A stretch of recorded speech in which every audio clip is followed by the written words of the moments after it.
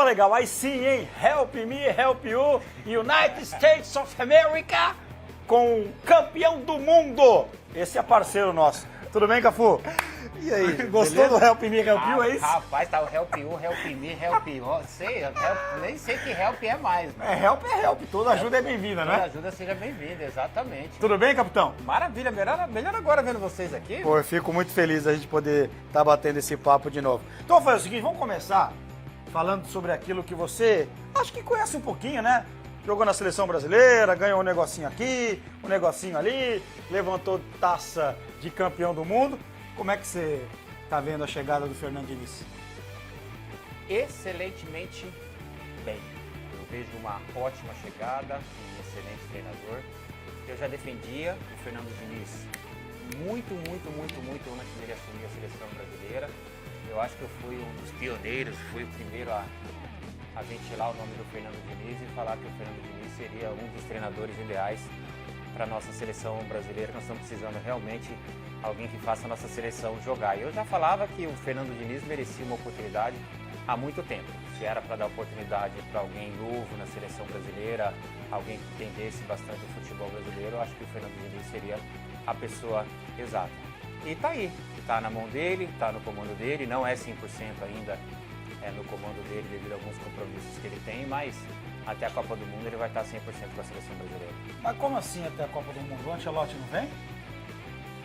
Não sei, vem? Não sei também. Vem ou não vem? Não sei. E se vier?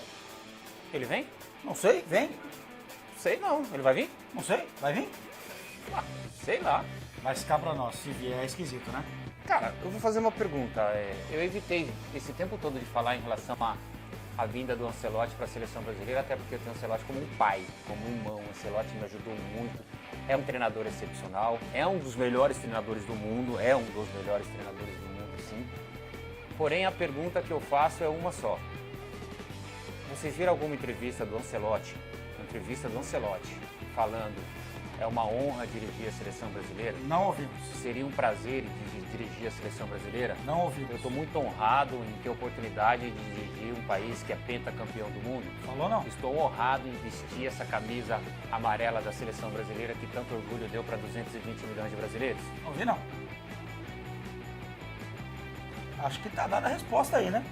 Para um bom entendedor, como diz o outro, um pingo é letra. Porque qualquer treinador que assinasse com a seleção brasileira, qual seria a primeira coisa que ele faria? Avisar o mundo que vai comandar a seleção. Que vai comandar a seleção pentacampeã do mundo. Nós somos o único país pentacampeão do mundo. É uma questão de orgulho para qualquer pessoa dirigir a seleção brasileira. Cara, é muito simples. Foi e não vem. Contratou ou não contratou. A seleção brasileira é muito maior do que aquilo que eles estão fazendo com a seleção brasileira. A seleção brasileira é um símbolo mundial, um símbolo que vai respeitado mundialmente.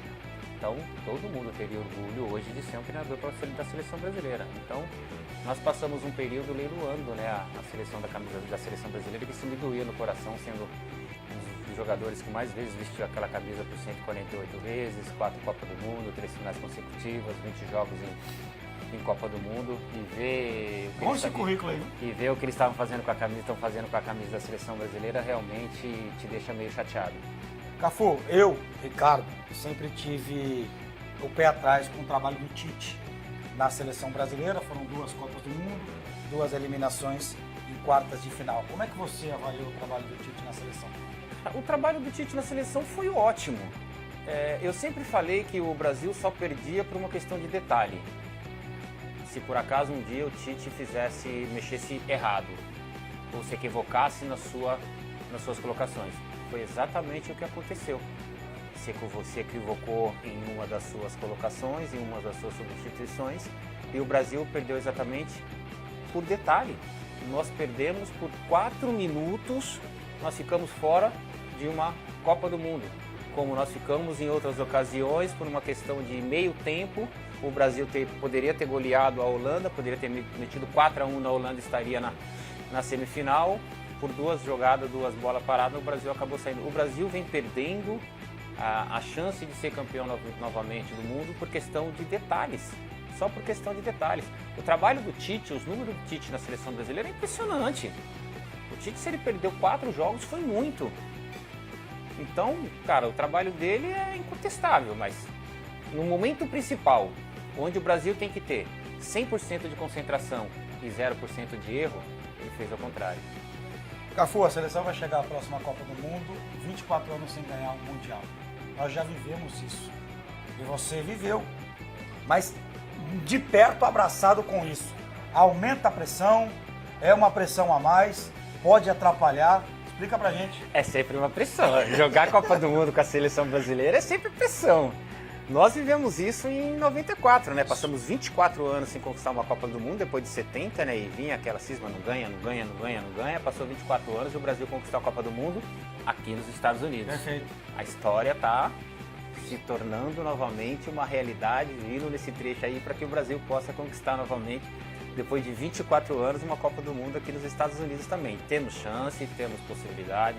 A seleção brasileira tem grandes jogadores. A pressão, a cada ano que o Brasil não ganha uma Copa do Mundo, a pressão é maior, isso é óbvio, não tem como.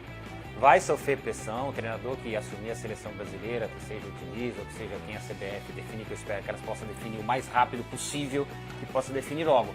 Temos um treinador da seleção brasileira, é esse, para que aí sim possa começar a fazer uma programação e um trabalho para a seleção brasileira. Mas a pressão, quando se fala de seleção brasileira, é normal, é natural. O Brasil é pentacampeão, onde passa tem a responsabilidade e a obrigação de vencer, então isso aumenta também a responsabilidade de todo mundo que lá está. Você jogou com grandes jogadores, além de você ter sido um grande jogador. A gente tinha uma expectativa muito grande em cima do Neymar, quando o Neymar deixa o Brasil para ir jogar na Europa, no Barcelona, no Paris Saint-Germain. Como é que o Cafu enxerga o Neymar hoje? Fenômeno. Tecnicamente, um dos melhores jogadores que eu vi jogar nos últimos 20 anos. Tecnicamente, o Neymar é melhor do que o Messi, tecnicamente ele é melhor do que o Cristiano Ronaldo, tecnicamente ele é melhor do que o De Bruyne, tecnicamente ele é melhor do que qualquer jogador que você possa imaginar. É uma habilidade impressionante o que esse menino tem. É um jogador que nós sempre colocamos uma esperança naquilo que ele poderia fazer em termos de seleção brasileira. Eu sempre falava, olha, a seleção brasileira com o Neymar é uma, a seleção brasileira sem o Neymar é outra, porque realmente ele faz a diferença. E fazendo a diferença, ele faz com que a seleção brasileira joga. O problema da seleção brasileira é, vamos jogar para o Neymar? Vamos, Neymar. Vamos jogar para a seleção brasileira? Essa é a interrogação. Isso nós fazíamos em 94 com o Bebeto e com o Romário, nós fizemos em 2002 com o Ronaldo e com o Rivaldo. Nós tínhamos a humildade de falar, vamos jogar pro Ronaldo e pro Rivaldo. Correr pros caras. Vamos correr pros caras. Esses dois vai se virar. Deixa os dois brigar lá na frente, mas nós vamos fazer o nosso aqui bem feito e correr para que esses dois possam nos ajudar lá. E eles nos ajudavam também. Então nós tínhamos o grupo. Ninguém importava quem ia ser melhor, quem ia ser artilheiro, quem ia ser o melhor em campo, não. Nós jogávamos pro grupo. Eu acho que é isso que faltava um pouco, que faltou um pouco no Neymar quando se fala de seleção brasileira. Jogar para a seleção brasileira e fazer com que a seleção brasileira jogasse pro Neymar. Aí sim seria o casamento perfeito e o Brasil já teria ganhado uma Copa bem antes. Faltou um pouquinho de dedicação, então? Eu não digo dedicação, eu digo um pouquinho de alguém um pouco mais experiente mostrar para esses meninos, mostrar para eles como se faz para ganhar uma Copa do Mundo. A Copa do Mundo são 7 jogos, então tem que jogar quem tiver os melhores. Nesses 7 jogos, eu não sou obrigado a ser o melhor em campo em todos os jogos. E vou te dar um exemplo claro aqui. Copa do Mundo de 2002. Nós tivemos 7 jogos com 7 jogadores melhor em campo diferente. Em nenhum dos jogos foi repetido o melhor jogador em campo. Isso quer dizer o quê? Grupo. Quando o Ronaldo estava mal, o Rivaldo resolvia. Quando o Rivaldo estava mal, o Ronaldinho Gaúcho resolvia. Quando o Ronaldinho Gaúcho estava mal, o Roberto Carlos numa falta resolvia. Quando esses 4 estavam mal, em uma bola parada, o Lúcio fazia um gol de cabeça, o Roque Júnior fazia um gol de cabeça. Mas aquele lateral direito não acertava uma, aquele não cruzava aquele uma. lateral, quando ninguém achava nada, ele cruzava, o Gilberto Silva entrava, o Kleberson entrava. Então nós tínhamos um grupo que qualquer um poderia resolver a qualquer momento. E para nós não importava quem ia ser o melhor em campo, porque o nosso foco, nosso objetivo era um único só. Levar a taça do mundo. Ser campeão do mundo. A seleção teve, durante esse tempo que a gente está falando aqui, a Neymar dependência. Eu não sei qual que é a sua opinião. Eu imagino que a partir de agora, com o Fernando Diniz, de repente você vai continuar tendo Neymar, que é fundamental, que é importante. Mas uma seleção que possa ter agora um Vini Júnior que vive um grande momento, um Rodrigo que vive um grande momento, você acha que dá para, a partir desses dois, montar uma seleção brasileira? A seleção brasileira é uma divisão de responsabilidades. Um time de futebol é uma divisão de responsabilidades. Você não pode deixar a responsabilidade para uma única pessoa. Agora, cabe nós assumirmos a nossa cota de responsabilidade dentro de campo. E cabe ao treinador dar essa responsabilidade para todo mundo dentro de campo. Fazer com que todo mundo se sinta importante e se sintam bem. Eu tenho que ser o melhor naquilo que eu faço. Então, você vai falar para mim, Cafu, você vai ser melhor do que o Neymar na Copa do Mundo? Não, melhor do que o Neymar não. Mas o melhor lateral direito é você. É porque eu sei fazer. É a minha função ser o melhor naquilo que eu faço na minha posição. Então, o Fernando Diniz, eu acho que ele vai fazer exatamente isso. Ele vai extrair dos meninos aquilo que eles têm de melhor. É tirar o que tem de melhor de cada jogador em prol de um único objetivo, ser campeão do mundo. E para que isso aconteça, eu não posso depender de um único jogador, eu tenho que depender de um conjunto. Porque se esse único jogador estiver mal nesse dia, o que você faz? Já era. Já era? Não, é por isso que eu tenho que ter outras opções. Por isso que eu tenho que fazer com que cada um se sinta importante naquilo que faz. E se dessa maneira, eu tenho certeza que o Brasil consegue trazer esse título. O Cafu, eu queria que você falasse um pouquinho do São Paulo Futebol Clube. Que teve uma transformação muito grande desde a saída do Rogério com a chegada do Dorival Júnior. Tem explicação? Olha, o que eles fazem com os treinadores de futebol no Brasil, eu sempre bati nessa tecla, nunca concordei. Eu acho uma falta de respeito com o treinador. Por quê? O treinador ele te faz uma programação. Começo, meio e fim. Que é a pré-temporada, que são os campeonatos regionais, que você vai construir o seu time, você vai adaptar o seu time para começar o Campeonato Brasileiro, a Libertadores, a Sul-Americana, a Copa do Brasil. Então você tem os campeonatos regionais para como se fosse uma pré-temporada para que você possa se adaptar nas grandes competições. Então o treinador ele faz a programação dele, começo, meio e fim. Se no começo da temporada você interrompe o trabalho desse treinador, é óbvio que você vai falar que esse treinador é um fracassado. É óbvio que você vai colocar em dúvida, em xeque o trabalho desse treinador. Você não deixou ele concluir o trabalho dele. Termina-se a temporada. Faz uma avaliação do que aconteceu na temporada. Chegou em primeiro, cheguei em segundo, cheguei em terceiro, cheguei em quarto, cheguei em quinto. Aí você vai avaliar o trabalho do treinador. A minha perspectiva é contratar um treinador para que ele possa ser campeão. Isso é óbvio. Sim. Todo clube que contrata um treinador, ele quer ser campeão. Aconteceu isso em São Paulo. Contratou o Dorival na perspectiva de ser campeão, contratou o Rogério na perspectiva de ser campeão. E isso não aconteceu. Foi interrompido o trabalho na metade do caminho. Então você não pode analisar esse treinador se você tira ele na metade do caminho do seu comando. No caso do São Paulo, não, o Rogério teve tempo, o Rogério teve paciência, o São Paulo teve paciência, a torcida teve paciência. Reforços, porque o São Paulo, o Rogério é um dos maiores ídolos do São Paulo, talvez por isso ele tenha ficado muito tempo lá, mas os resultados não vieram. Aí sim, se você dá oportunidade para um treinador de 3, 4 anos e os resultados não vêm, fala, poxa, chefe, aí não deu, né, irmão? Não deu, né? Eu te dei 3 anos, te dei possibilidade de ter treinado, te dei jogador, dei tudo que você pediu, os resultados não veio, infelizmente eu vou ter que tentar outra oportunidade. Aí sim. Agora, mandar o treinador embora no primeiro jogo do campeonato, como aconteceu em outras ocasiões, é uma falta de respeito, né? E o São Paulo, ele vem nessa transformação porque o São Paulo hoje ele é carente de grandes títulos, de grandes vitórias. O São Paulo hoje é um time que ele ganha às vezes, mas acaba não convencendo da maneira com que o torcedor estava acostumado a ver. E a gente espera que isso possa acontecer agora no comando do Dorival. Já deu uma mexida no elenco do São Paulo? Deu. O Dorival chegou, o São Paulo mudou praticamente da água para o vinho. Parece até outro time. Perfeito. Não parece os mesmos jogadores. Às vezes o treinador tem essa capacidade, tem esse poder de... Às vezes é só encaixar o jogador, encaixar a peça certa, o clube acaba andando e o São Paulo vem crescendo aí da maneira que vem fazendo os campeonatos. Cafu, a gente está tendo agora uma movimentação diferente no futebol, né? A gente tem o Messi, que veio para jogar aqui a MLS, está aqui há 3 horas da gente, jogando em Miami, e a gente está tendo vários jogadores indo jogar na Arábia Saudita. Queria que você falasse um pouquinho sobre essa movimentação. Jogadores deixando o futebol europeu para jogar em outras partes do mundo, principalmente na Arábia e o Messi aqui nos Estados Unidos. Olha, esses jogadores são jogadores considerados mundialmente os melhores jogadores do mundo. Você pega o Messi, o Cristiano Ronaldo, o próprio Neymar. Atualmente agora, há um dia atrás praticamente, eles fizeram uma proposta para o Mbappé de 1 bilhão e 500 milhões de euros, eu acho. Quanto que é por dia aí? 2 milhões? 2 milhões de euros por dia. Por dia foi a proposta que fizeram para o Mbappé. Então eles estão com propostas quase que recusáveis. Cafu, e um ano de contrato, porque ele iria para lá, ele tem mais um ano de contrato com o Paris Saint-Germain, não jogaria e depois iria para o Real Madrid. Exatamente, porque ele, depois de 6 meses ele já pode assinar esse pré-contrato e ele acaba saindo como parâmetro zero. Então, eu acho que é o momento de todo mundo começar a fazer conta na ponta do lápis, para que possa realmente conseguir todo mundo ganhar o dinheirinho com isso aí. Mas é muito dinheiro. É muito dinheiro, mas falando desses países, não dá para competir quando se fala na questão financeira com esses países. É óbvio que se você fala de futebol, também não dá para comparar os Estados Unidos com o Brasil. Não dá para comparar a Arábia com a Argentina. Não dá para comparar esses outros países com a Inglaterra, com a Alemanha, com a Espanha, com a Itália.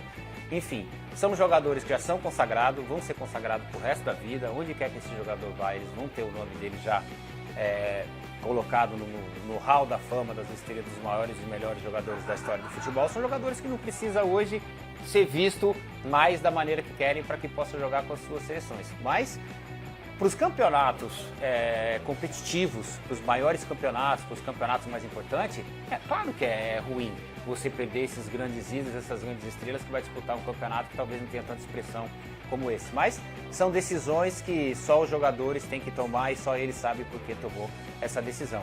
O Messi está aqui nos Estados Unidos, daqui a 2 anos ou daqui a 3 anos nós já temos a Copa do Mundo aqui nos Estados Unidos, então praticamente ele já vem preparando o terreno para que possa estar muito bem na sua próxima Copa aí, se ele vier a disputar. Esperamos que ele disputa, porque o Messi é sempre um jogador que nós todos queremos ver dentro de campo. O que acontece com a lateral direita do futebol brasileiro? Não é só do futebol brasileiro não, acho que o futebol mundial, né? O futebol mundial hoje, eu acho que ele está carente de grandes laterais, de grandes esteiras, ou laterais que tenha uma sequência muito grande de grandes jogos e que sejam realmente uma das referências, né? Porque na nossa época o lateral não era um simples lateral, era a referência. O lateral era uma das peças importantíssimas para qualquer esquema ou para qualquer time de futebol. O treinador, o primeiro esquema que fazia é passagem do lateral, entrada do lateral em diagonal ou a entrada do lateral pelo meio para que possa abrir espaço para que todo mundo possa jogar. E hoje em dia você não vê mais isso, né? A gente costuma falar que os laterais estão chegando pouco na linha de fundo porque estão montando poucos esquemas para que os laterais possam chegar. Mas isso vai do lateral também. É muito engraçado. Eu não gosto muito de falar da Copa, mas ficou claro, ficou nítido, né? Nós estamos vendo a Copa do Mundo agora, a do Catar. Tinha uma hora que nós tínhamos 4 zagueiros para marcar um atacante. E nesses 4 zagueiros nós tínhamos os 2 laterais. E eu olhava pro Ronaldo, eu olhava pro Roberto Carlos e falava: o que tá de errado aí, Roberto? Dá só uma olhada. Não precisa nem falar, né? Nós estamos 4 por 1, né? Aí o Ronaldo falou: mas foi isso que o treinador pediu. Eu falei: Ronaldo, legal, se o treinador pedir pra você vir marcar o lateral aqui na linha de fundo, nossa, você vai vir marcar? Claro que não. Claro que não, né? Então, pô, tem coisa que o treinador não precisa pedir pra mim, né? Tem coisa que somos nós que temos que tomar atitude dentro de campo. Falta isso hoje? O jogador tomar a decisão? Atitude. O jogador tomar a decisão e tomar atitude. Que se eu tô lá atrás, eu tô vendo que eu tenho meus 2 zagueiros com um centroavante, o que eu e meu lateral vai fazer? Fio, some daqui. Me ajuda lá. Me ajuda lá. Eu tenho 2 para 1 aqui, meu. Então os 2 vão ter que se virar e marcar. Eu tenho 2 zagueiros para quê? É isso. Então, está faltando um pouco mais de atitude dos jogadores hoje dentro de campo para tomar as decisões. Você jogou em grandes times. Jogou numa seleção onde várias seleções assim brasileiras espetaculares. O que acontece com o Manchester City? Por que ninguém consegue enfrentar o Manchester City, propor o jogo contra o Manchester City? O que acontece com esse time inglês, que é o atual campeão da Champions, mas não só isso, joga um futebol que todo mundo quer ver. Você tem explicação? Cara, não tem explicação. Porém, na final, a Inter teve as melhores chances do jogo, hein? Travou mesmo. A Inter teve as 2 primeiras melhores chances do jogo, quem teve foi a Inter. Se eles tivessem um pouquinho mais daquele conjunto que tem o Manchester City, o Lukaku tinha feito o primeiro gol, o Palácio tinha feito o segundo gol, o Martínez, teve uma chance. Essa é a diferença. O time do Manchester, eles jogam todo mundo, tirando o centroavante, que realmente foi fora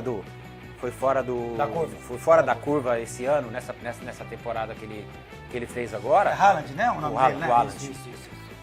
Todos os outros giravam em fazer gol. Todo mundo fazia gol. O Rodri jogou muita bola, o Dogan. Todos eles faziam gol. O Dogan fazia gol, o Grealish fazia gol, o De Bruyne fazia gol, o português, o Bernardo Silva fazia gol. Todo mundo fazia gol naquele time. Então tinha uma rotatividade muito grande. Quando o seu centroavante não fazia gol, o resto fazia. E o jeito que jogava. Teve uma hora, teve um jogo do Manchester City que eu vi, que o lateral direito pegou a bola no contra-ataque, ele estava sozinho. Ele começou a puxar o contra-ataque, o Guardiola só deu uma olhada para ele assim, ó. Ele parou, porque ele viu que não tinha ninguém lá na frente. Ele voltou a bola do meio de campo pro De Bruyne para dar tempo do jogador chegar. O Guardiola fez assim, ó. É exatamente isso que eu preciso. Você vai chegar lá sozinho, não vai ter ninguém. Então o time deles já joga até por música. Eles olham pro treinador e já sabem o que tem que fazer. É um time hoje difícil de se jogar, viu? Vai ser difícil alguém se jogar de igual para igual com o Manchester City. Vai ser difícil ganhar do Manchester City, viu? A gente viu o Real, tem um time muito bom. Desculpa, empatou em casa 1-1, mas a volta na Inglaterra, se você perguntar pros caras do Real que cor que era a bola, eles não sabem. Eles passaram 40 minutos sem tocar na bola, sem fazer uma jogada. 40 minutos que eu vi um Real Madrid irreconhecível. Pela primeira vez eu vi o Ancelotti coçando a cabeça no banco, tipo de patinhas assim, ó. Ixi, o que eu vou fazer? Tipo quem? É tipo de patinhas. O que eu vou fazer, mano? Sem saber o que fazer, porque realmente foi um massacre aqueles 45 primeiros minutos do Manchester City. São grandes times, e nos grandes campeonatos isso acontece. Grandes times. Pra gente encerrar, você já deve ter feito isso, mas veio aqui agora assim, ó. Tá falando de grandes times. Técnico é o Cafu. Não, eu não vou escalar meus 11, não. Eu não falei isso. Eu já sei que você vai falar. Eu não falei isso. Tá bem. O técnico... Então já nem me pergunta isso. O técnico é o Cafu. Quais os 11 que ele jogou que ele não escalaria? No meu time, os 11 que eu joguei que eu não escalaria? É. Que eu tive a oportunidade de jogar? É. Pelé. Joguei com o Pelé, aniversário dele de 50 anos lá em Milão. O Zico, eu já joguei com ele vários jogos beneficentes. Rivelino, tive a oportunidade de jogar com ele 3 vezes. Ademir da Guia, tive a oportunidade de jogar com ele no aniversário do Palmeiras. O Zenon, também joguei com ele, olha que meio de campo. Hein? Que é isso, hein? Aí eu joguei depois. O Oscar foi um dos meus... Eu tive a oportunidade de estar com ele no São Paulo também, talvez não escalaria. O Tafarel, também tive a oportunidade de jogar com ele em alguns jogos, também de repente eu não escalaria. O Leandro eu não tive a oportunidade de jogar com ele, não joguei com o Leandro. Era bom, né? O Leandro eu não joguei. O Júnior eu joguei, então o Júnior eu joguei. O Falcão foi meu treinador também. Cara, tem uns caras aí que eu vou falar pra você, viu? Eu acho que dá pra montar um time. É por isso que você é bom. Por isso que você é diferente. Eu ia fazer uma pergunta, tive que sair pelo outro lado e fomos juntos. É o famoso help me, help you. Aí, ó, viu? Help nós! Tá bom, obrigado mais uma vez pelo papo, tá? Valeu, eu que agradeço. Sempre bom estar falando com vocês aí. O homem ganhou nada. Currículo fraco. Fraco é nada. Negócio de Copa do Mundo. Time bom. Eu que ganhei. Tchau.